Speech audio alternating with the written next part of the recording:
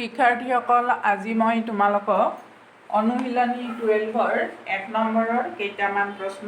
কৰি দিবলৈ লৈছোঁ। এতিয়া 3 নম্বৰ প্ৰশ্নটোত আছিল -2 × -2 × -2 × -2 × -2 মানে 5টা -2 পূৰণ। গতিকে ভূমিটো হ'ব -2 আৰু যিহেতু 5টা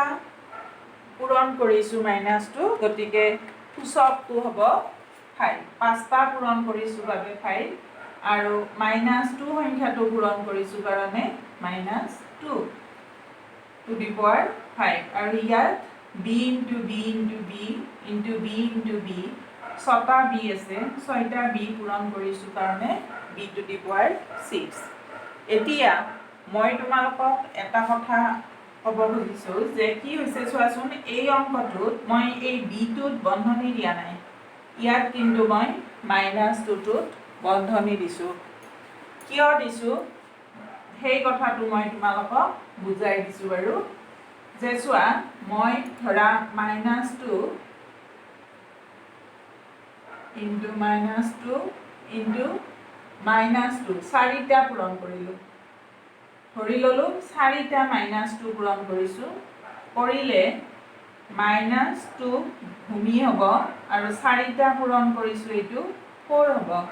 এতিয়া এইটো পূৰণ কৰাচোন, 4টা -2 কিমান হৈছে? 4টা তোমালোকে জানা যে অখণ্ড সংখ্যা আৰু পৰিমেয় সংখ্যা পঢ়াওঁতে তোমালোকক কৈছিলোঁ, যদি যুগ্ম সংখ্যক ঋণাত্মক সংখ্যাৰ পূৰণফল সদায় ধনাত্মক হয়। গতিকে ইয়াত 1 2 3 4টা আছে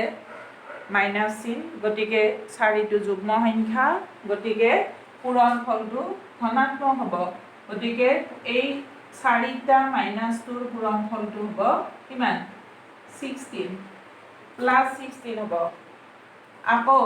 মই যদি এইটো এনেকৈ নিলিখি -2 to the power 4 লিখোঁ, মানে বন্ধনী নিদিয়াকৈ এইটোৰ দৰে যদি লিখোঁ, তেতিয়া কি হ'ব? এই মাইনাছ চিনটো বাহিৰত থাকিব আৰু 2 to the power 4টোৱে 4টাটো পূৰণ কৰা বুজাব। হ'লে কিমান হ'ল? এই মাইনাছ চিনটো থাকিল আৰু এইটো 4টাটোৰ পূৰণফল 16। গতিকে এইটো আৰু এইটোৰ অৰ্থটো বেলেগ হৈ যাব। তাৰমানে কি বুজিলোঁ আমি? যে যেতিয়া ঋণাত্মক সংখ্যাৰ সূচক লিখা হয় তেতিয়াহ'লে ভূমিটোত অৰ্থাৎ ঋণাত্মক সংখ্যাটোত তোমালোকে কি কৰিব লাগিব? বন্ধনী দি লিখিব লাগিব। তাৰপিছত 2 নম্বৰ অংকটো কৰিছোঁ। 2 নম্বৰ অংকটো আছিল সূচকীয় ৰূপত সৰল কৰা।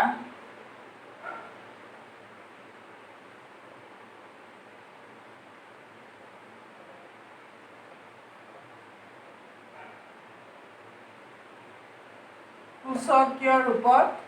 সৰল কৰিব দিছে। গতিকে 1 নম্বৰ অংকটো আছিল 2 to the power 5 × 2 to the power 3। 3 number অংকটো আছে 7 to the power 2 বা 7 স্কুৱেৰ বুলিও মাতোঁ আমি,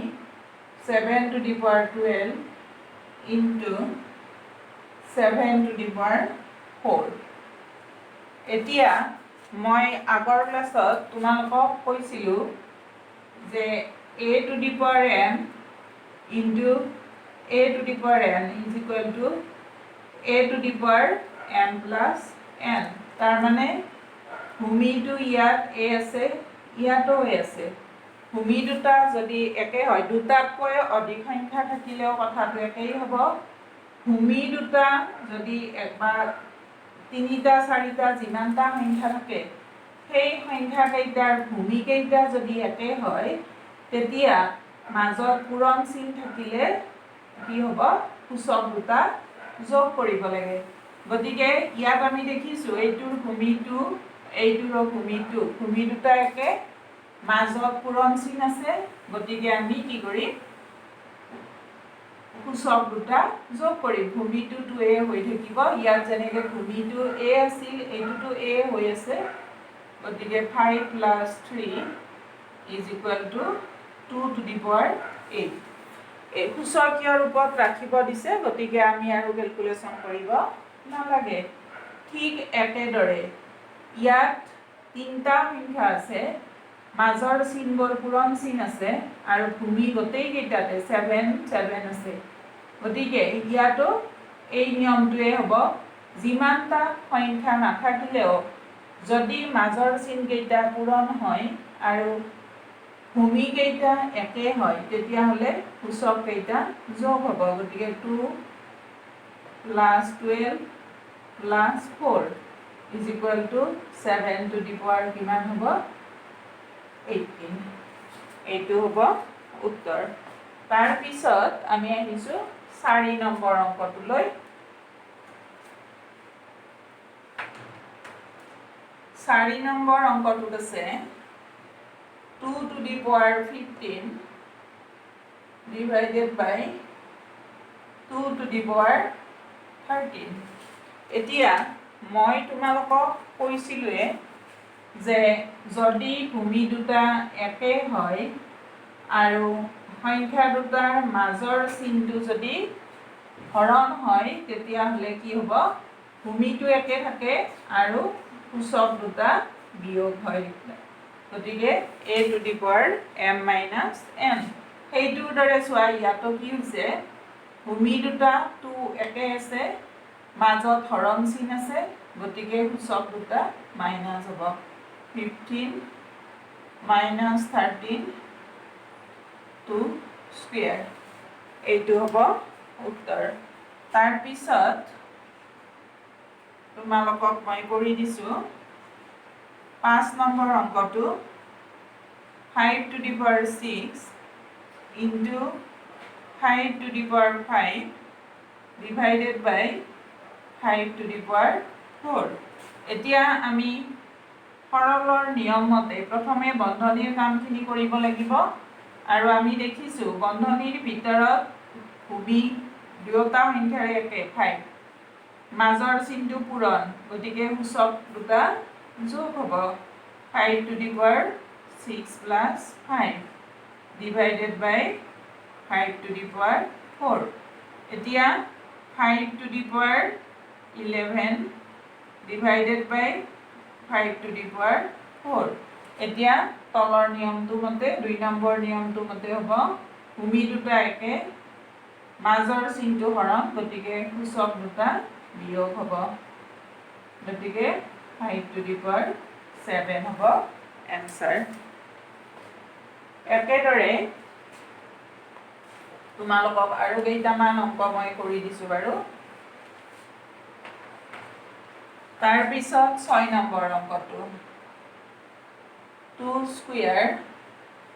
হোল টু দি পাৱাৰ 5 এতিয়া কালি মই তোমালোকক আৰু এটা সূত্ৰ লিখি দিছিলো এইটো এটা সূত্ৰ 3 নম্বৰ সূত্ৰটো আছিল a to the power m whole to the power n = a to the power m n মানে m into n আছিলে এতিয়া এই নিয়মটো মতে ইয়াত চোৱা m মানে 2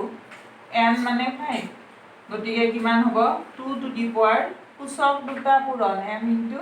n গতিকে 2 into 5 = 2 to the power 10 তাৰ পিছত 7 নম্বৰ অংকটো আছে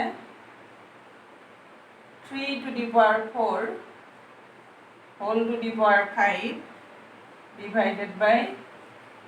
3 square whole square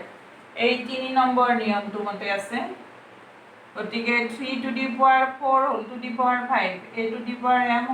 whole to the power n তাৰ মানে সূচক দুটা পূৰণ হয় ইয়াতো পূৰণ হ'ব 4 into 5 divided by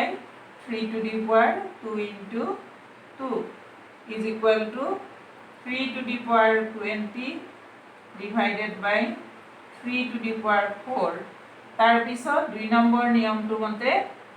ভূমি দুটা একে আছে মাজৰ চিনটো হৰণ গতিকে সূচকটো বিয়োগ গতিকে 3 to the power 16 হ'ব এনসাৰ তাৰপিছত নেক্সট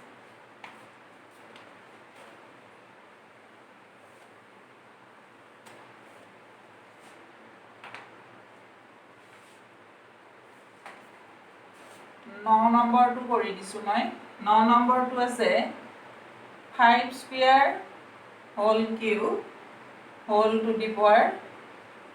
কিউব এতিয়া আমি প্ৰথমতে বন্ধনীৰ ভিতৰৰ কামখিনি কৰিম 3 নম্বৰ নিয়মটো মতে কি হ'ব বন্ধনীৰ ভিতৰত 2 into 3 হ'ব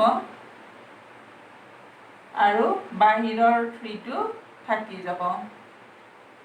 5 to the power 2 into 3 6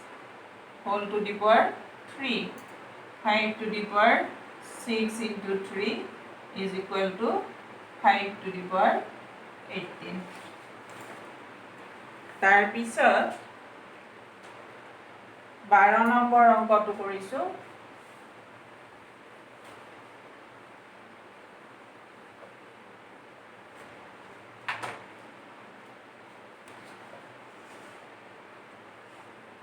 x square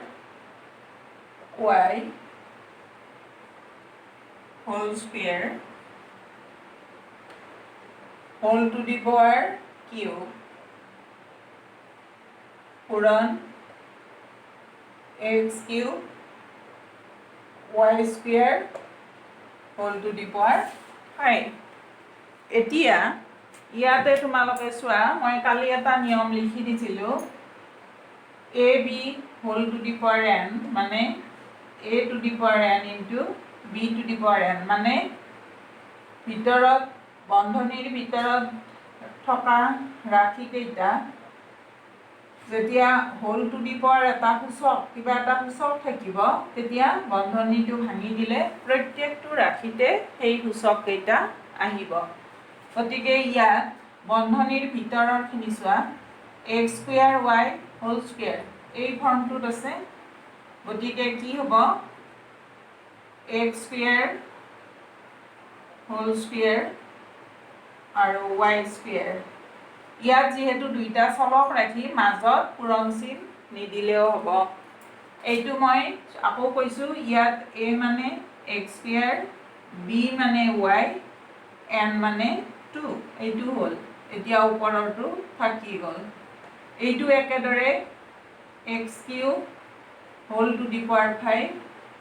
আৰু y square whole to the power 5 তোমালোকৰ যদি কনফিউজ হয় মাজত পূৰণ চিন দিব পাৰা এতিয়া এইটো কিমান হ'ব x to the power 2 into 2 4 y square whole cube into x to the power 3 into 5 into y to the power 2 into 5 is equal to এতিয়া এইটো চোৱাচোন আকৌ এইটোৰ দৰে হৈ গ'ল ইয়াত a মানে x square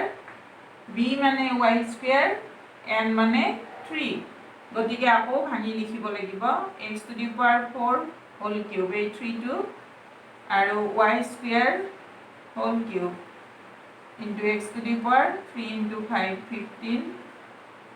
y to the power 2 into 5 10 is equal to x to the power 4 into 3 12 যদি পূৰণ চিন দিয়া দিব পৰা y to the power 2 into 3 6 into x to the power 15 into y to the power 10 ইয়াত যদি পূৰণ চিন দিয়া তোমালোকে দিব পাৰা এতিয়া আমি কি দেখিলো ইয়াত x আৰু y আছে গোটেই কেইটা চিন পূৰণ গতিকে কি হ'ব x ৰ পাৱাৰ কেইটা প্লাস হ'ব 12 plus 15 into